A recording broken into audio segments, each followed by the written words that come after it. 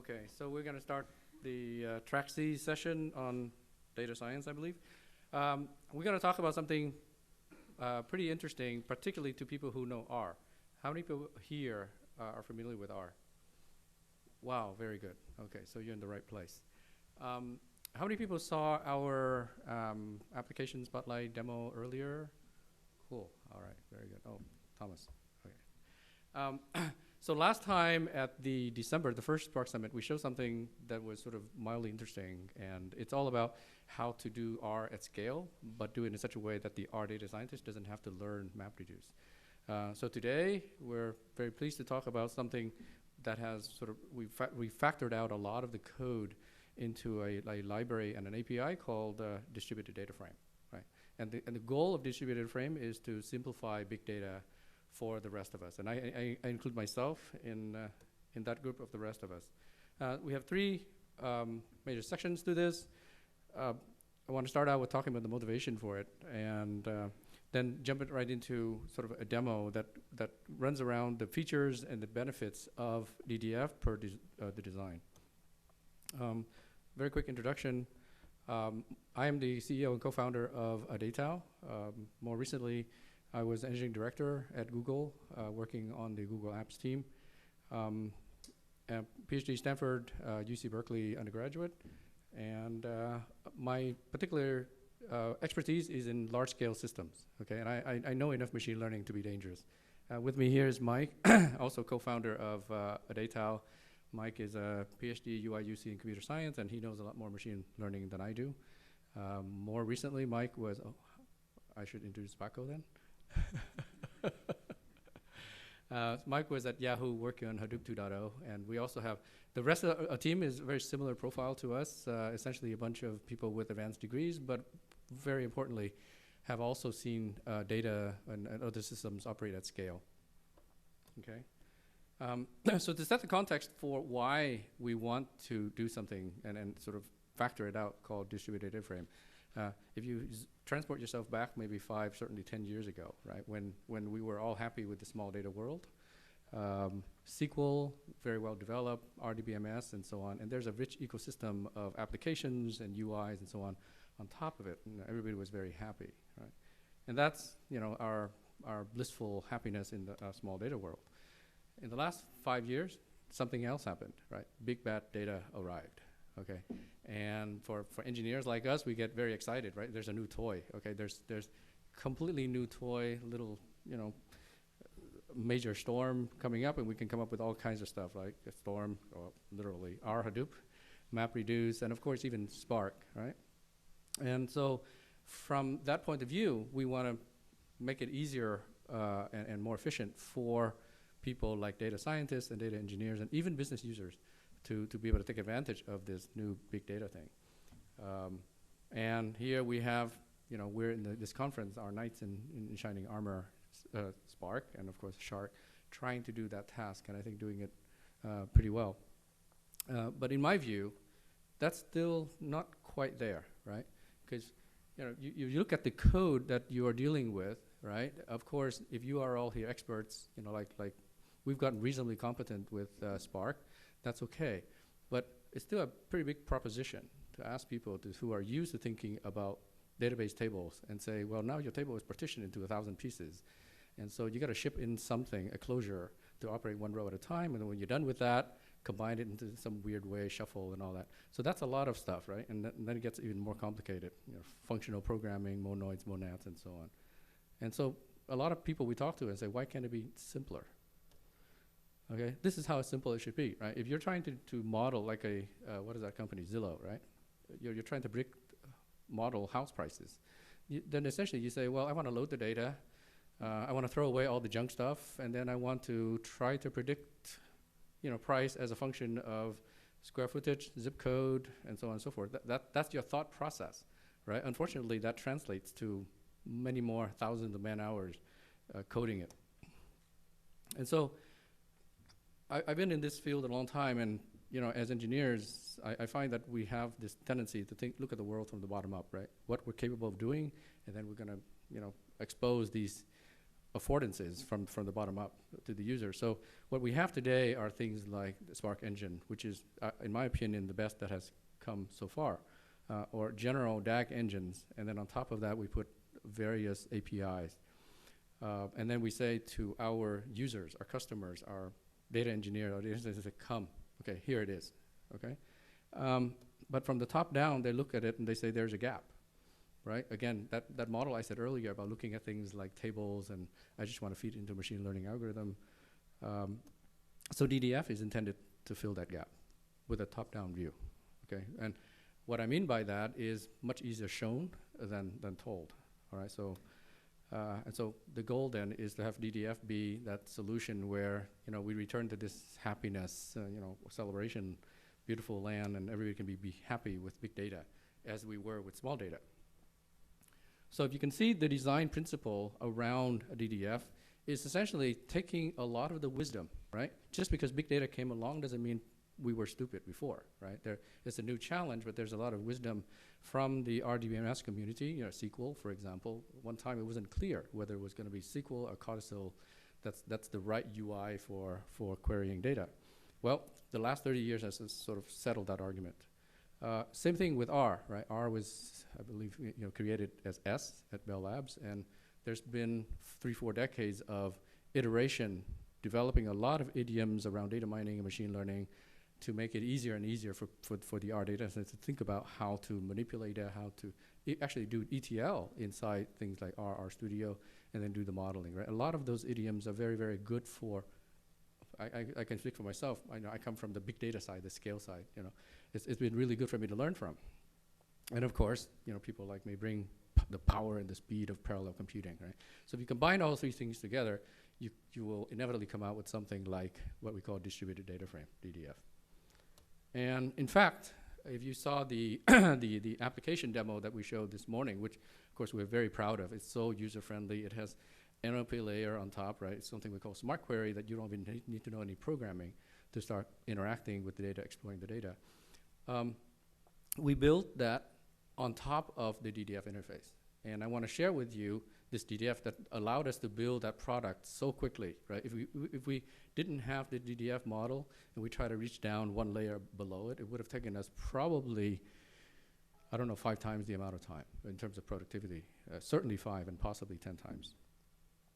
Okay, so the architecture of what you're about to see is, oh, this mouse doesn't show, but essentially there's a DDF layer that sits right above Spark's RDDs, right, or any other parallel data abstraction. And DDF's goal, as I said, is to present a table-like interface to the user of that API. And so on top of that, what we've done at Adatao is to build systems or products like P Analytics and P Insights on it. Okay, but for the most part, the demo today will show you a raw terminal Scala shell interface, so you can sort of actually playing with that API. So I believe we're about to go into that. The demo essentially is going to be a client. The client could be a web browser. It could be Scala shell, and even RStudio will show that as well. And we're talking to a cluster sitting in Amazon, 8 node by 8 cores. And we're going to use the same. How many people here, probably the majority of you, are already familiar with the airline data set, correct? How many people know the airline data set? Okay, cool. All right, I think given enough talks, maybe we're trying to get to 100% response.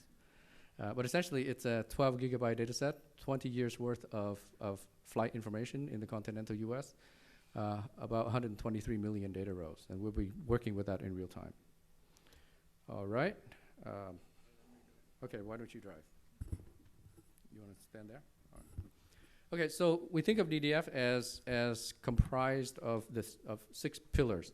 So the first one is what I mentioned repeatedly, which is we want to give a table-like abstraction on top of big data and hide away even the slight complexity of RDDs, which you still have to think of as distributed. Okay, all right, that code can be seen. So what Mike is doing, okay, he's going to do some housekeeping. He's creating a DDF Manager, okay, and it's a DDF Manager connected to the Spark engine, okay. Okay, so the idea is that DDF is an abstraction or API layer that might be connected to any engine. But of course, Spark is the best engine to use today because of all the capabilities within it. And he's connecting the manager to our cluster. Okay, and then Mike is going to do a SQL command to create a table. Now this table is sitting in the cluster, okay, but we have a reference to it. Okay, select from airline, yeah, and so that's going through either Shark or Spark SQL and loading that.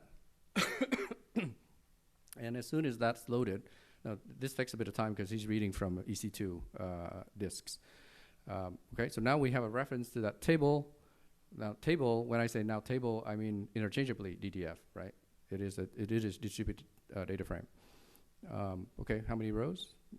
Okay, so when there's an API, there's an n row, and that's it, 124 million rows, okay. No map reduce visible. Of course, there's a lot of map reduce happening underneath. How about columns? Okay, 8 columns. Get column names. Right, so that's our schema. Arrival delay, departure delay, carrier delay, weather delay, origin, airport, and day of week, as well as whether the flight was canceled or not. Cool, I can see that. All right, so what are we gonna do next? So, because it's a table, okay, because it's a table, we ought to be able to do what with it? You know, SQL, what are some SQL idioms that you can do with tables? You project and you filter, right? Okay, so yeah, let's do some projection. Okay, so we're gonna select a few columns, a couple of columns out of that. Okay, so when you want to do that, you should better say, I want to project these column names and be done with it. So arrival delay, departure delay, unique carrier. Okay, so again, a bunch of map reduces running in the cluster. And let's see how many rows it is. It ought to be 124 million rows. Okay, and it should be 3 columns. Cool, and what are the columns? Right, so you begin to get this, okay, it should really be this fluid, right? This is what I mean when how we're able to do all these things. You know, we can write a system like P Analytics and P Insights in 5 or 10 times faster than we otherwise would with a lower level API. Okay, and Mike is going to the next idiom, filter. Okay, so you want to, this is sort of a select where, right? And he's going to select unique carrier equal to American Airlines. Okay. Okay, so now we should have fewer rows. Let's see how many of those flights are American Airlines. Cool, 1.5 million. 1.5 million flights are out of American Airlines, a little more than 10%. Okay, how about columns? Yeah, get column names. There should be arrival delay, departure delay, unique carrier, right? Table 3.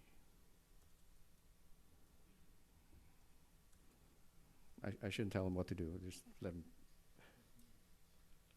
Okay, cool. So now we have essentially 3 distributed data frames in the cluster. One that was projected from the main, and the other was filtered. What else can you do? Okay, so now that we have this table, we can start to inspect it. Okay, let's get 5 rows out of it. Okay, there you go. Right. And so you can actually do a lot of data analysis with just this interface. Of course, you know, with P Insights, we can make it even more human accessible. But here you can already begin to have enough power to just work with the API directly and get insights out of this data. Okay, Mike is going to do a group by. Okay, so we're going to do average, right? Okay, cool. Okay, so we're doing. Again, you can think of this as a SQL statement, but essentially it's an abstraction that says I want to group all the rows by each carrier and then compute the average delay out of that. Okay? And again, that gets run in the cluster. Should be very fast. Okay, certainly at 124 million rows. Okay, let's see how many rows we have. That would be the number of unique carriers. 29. Okay, can we just like look at the table? Okay, cool. So there should be a unique carrier, and there's an AVG underscore delay. Let's see a few rows out of that. Okay, top, cool. Okay, we're gonna sort. Okay, we're gonna figure out what are the I think it's sort ascending, right? So, what are the least delayed airlines? Okay. So the top 10. Okay, so that is Hawaiian Airlines. They're so good they actually arrive early, right? And then the next, I believe, is Aloha Airlines. Okay, so like I said, you're already beginning to get pretty good insights out of these very simple API calls. All right, because it's a table. Next, we want to go further. Okay, we learned from R. So R has a lot of these idioms like get summary that tells you some basic statistics about the data set. Get 5num, right? The various percentiles. And okay, go ahead.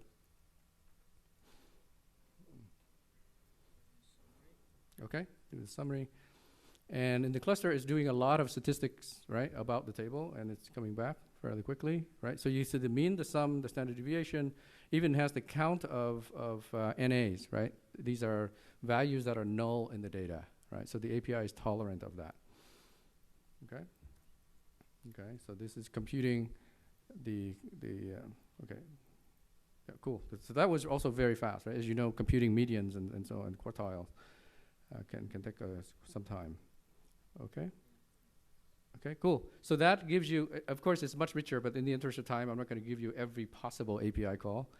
So the goal, the third pillar of this is allow people to really focus on MapReduce, and I'm sorry, focus on analytics and not MapReduce. So what you're seeing here is the entire data pipeline. Okay, what we used to think of as ETL last night, do over 24 hours, and then going in and then building the model, and then when you're done with the model, you evaluate the model, and then you actually deliver or deploy that model. All of that can be done through this API very quickly. Okay.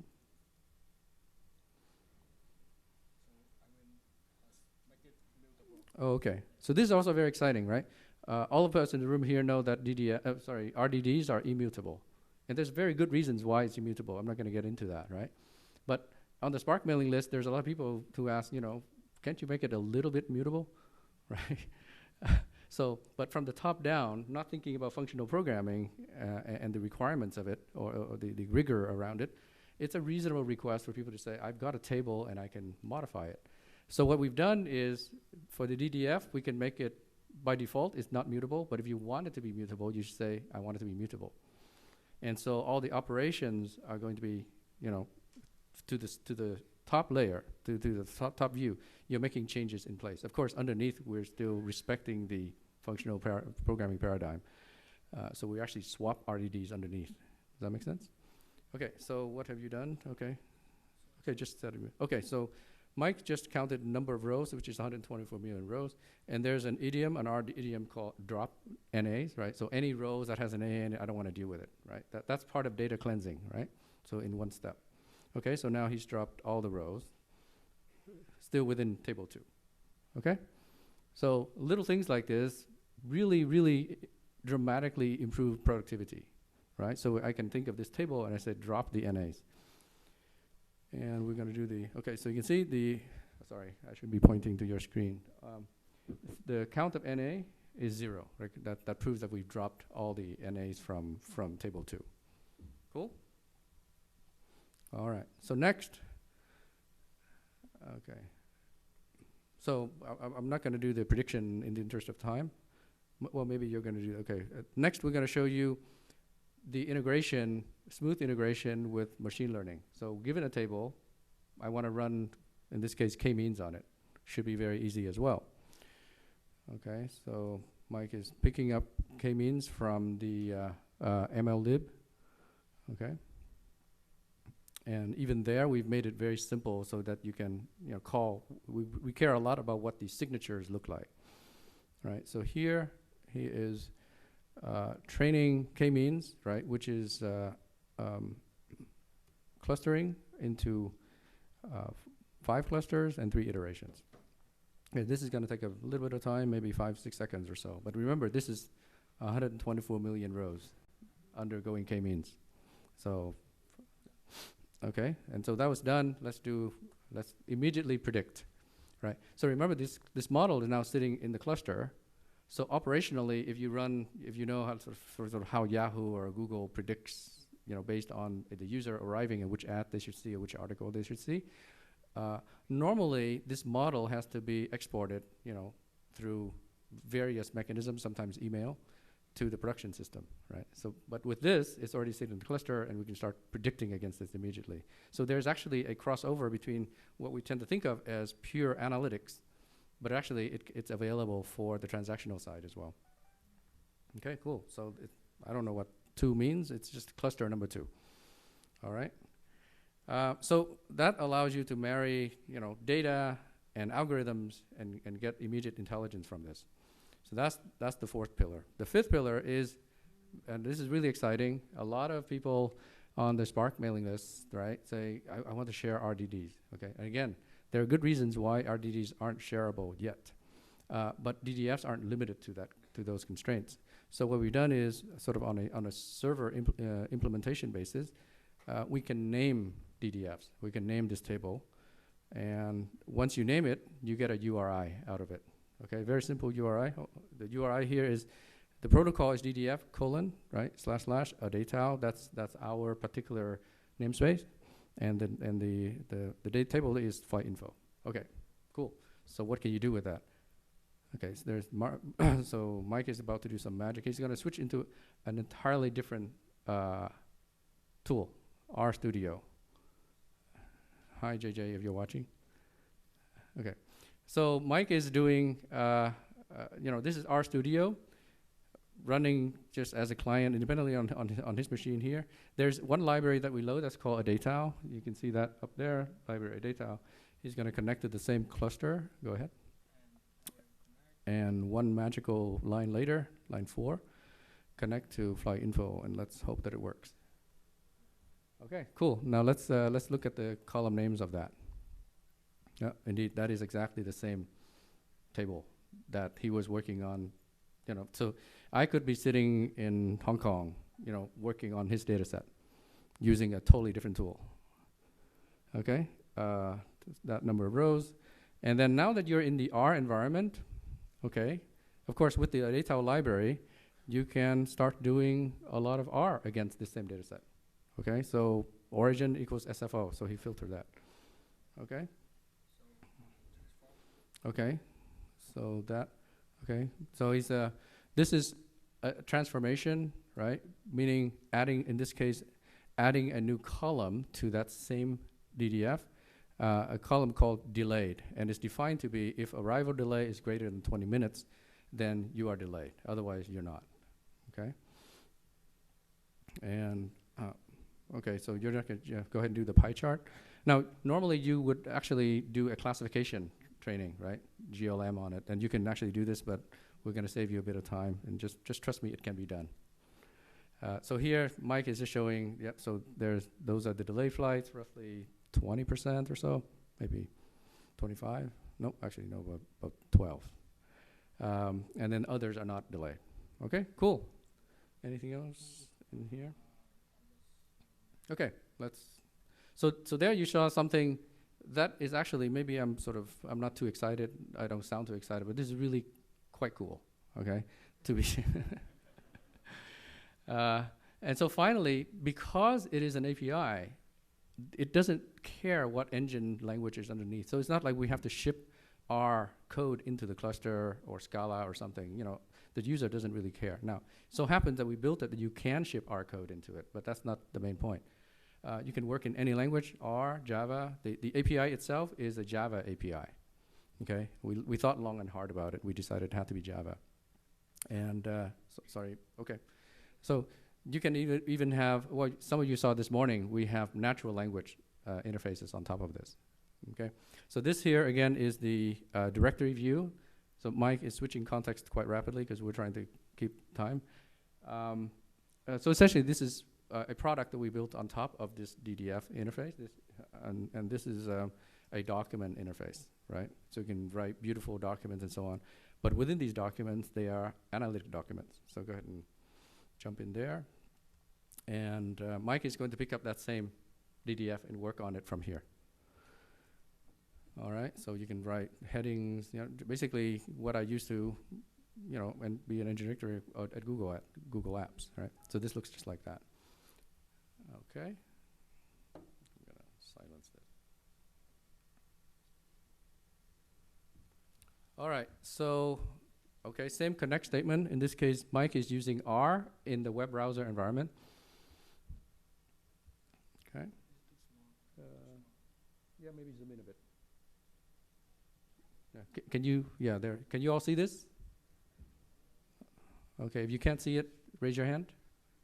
Oops, zoom in. Can't see it, raise your hand. Okay, there's only one of you, so. All right. Okay, so table, okay, Adatao, get DDF, same thing, right? DDF, URL, and flight info. Okay. So the cool thing is now it's in the browser. We can really we can go to town with this. Okay.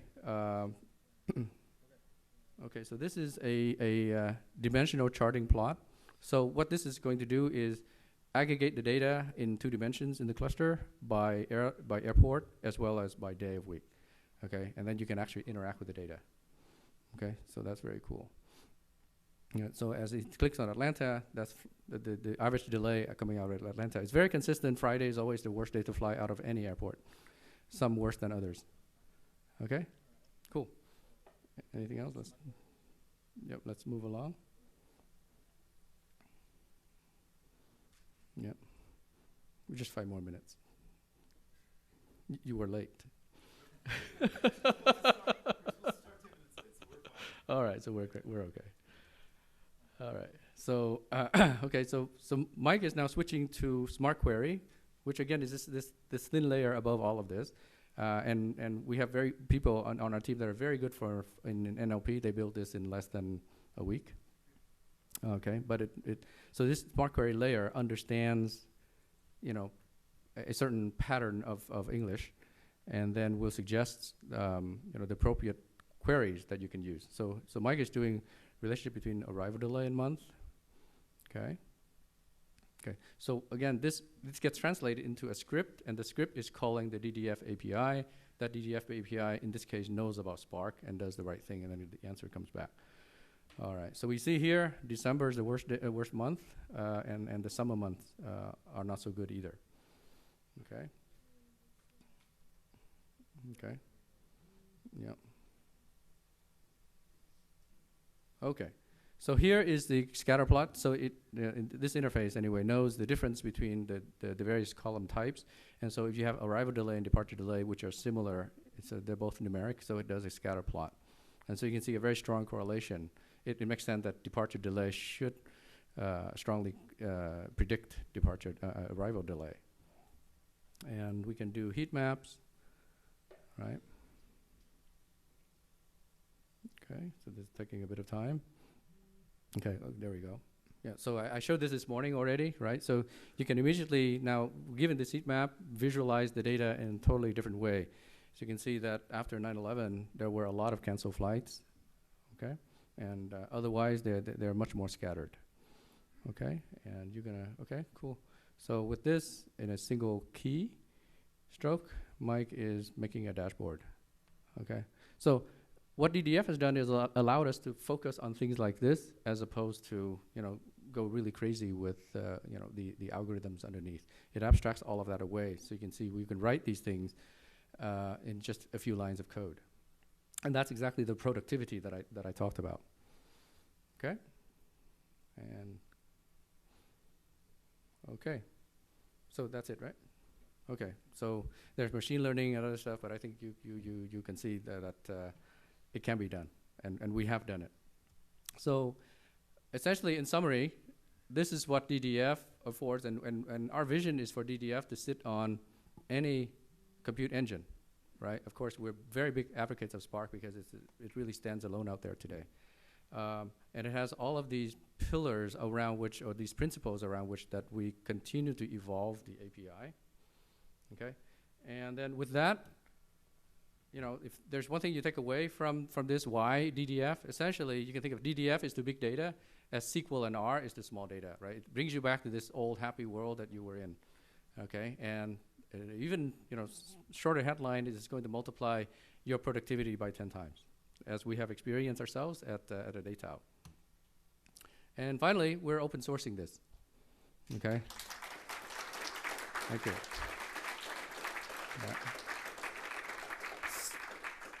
Yeah. At the same time, we want to be very responsible at open sourcing this. I guarantee you there's code bits in there that I'm very embarrassed to show. It works, but it's not yet quite elegant in some places. So the process we're going to go through is there's a URL you can go to, www.adatao.com/DDF, and we're trying to build a community, from small to big. We don't want to go, all out. And so we're trying to find and accept some maybe 10, 15 core committers. So if you're interested, go sign up there and help us clean up and prep this code base. And then, in a few months, we can open up for public access. Cool?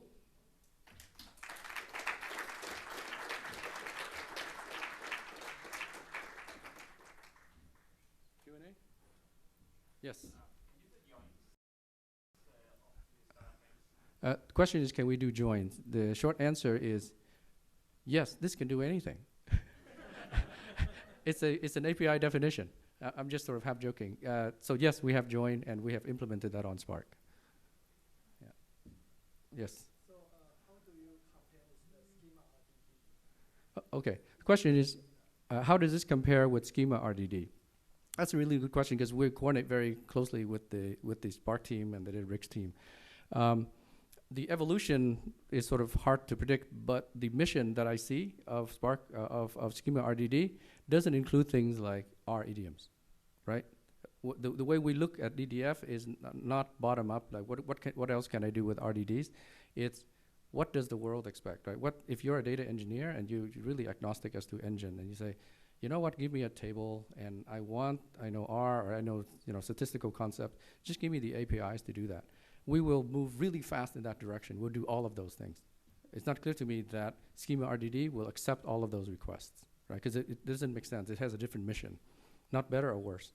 So is it powered by Spark SQL when you type in the SQL command? Right. So, right. So the question is it powered by Spark SQL? And I'm going to give you also the seeming flippant answer, but it's actually quite true when you think about it. In a sense, it doesn't matter, right? Because it's an API definition. It says, somehow the engine, you must deliver this SQL capability to me. Right? In practice, what we've done is we moved right along. We've implemented in Shark before, and then with Spark SQL, now we're not migrating it. But you can think of it as an API definition, and then we have a package called com.adatao.spark.ddf, and that's the Spark implementation. And that one continues to evolve very rapidly with whatever Spark does. Yes?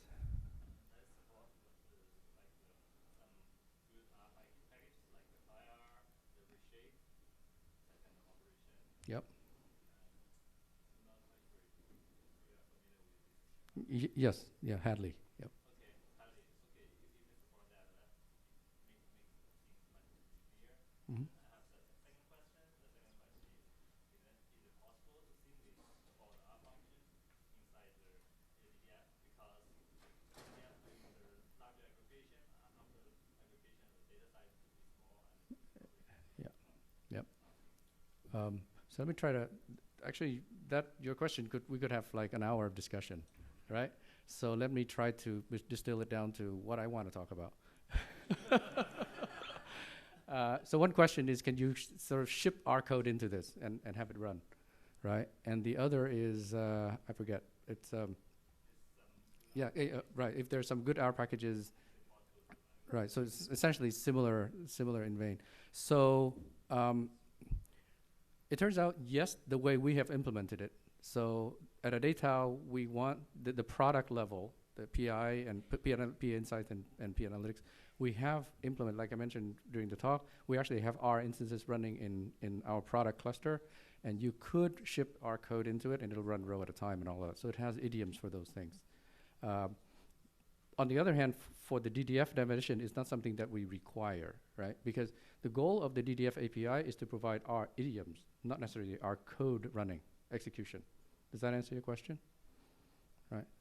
So there's what the API, and then what Adatao has implemented. Maybe somebody else will implement it on Impala or something, and that has no concept of being able to run R, as long as they produce these idioms.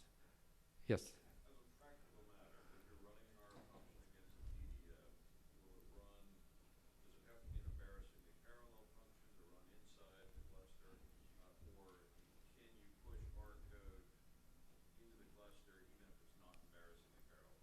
Right. So Thomas's question is, as a practical matter, can you push our code into DDF and have it expected to run? So repeating the theme I said earlier, you can push our code into Adatao P Analytics and run. I cannot make a general statement that you can always push our code into DDF and expect it to run. Does that answer your question? Okay, so then now we're talking about a data product. I want to be clear so people aren't confused that because this is a DDF talk. Yes, so in the case of a Adatao PA, it has to be embarrassingly parallel in the sense that it reduces to some kind of map reduce pattern, right? And if I can project in the future, we're going to take advantage of shared memory to do non-embarrassingly parallel patterns. Okay, one more.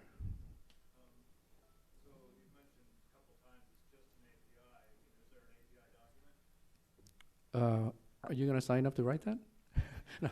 The question is there an API document? The short answer is yes, but I would love for it to be much, much better. Okay? All right, we'll be in the back later.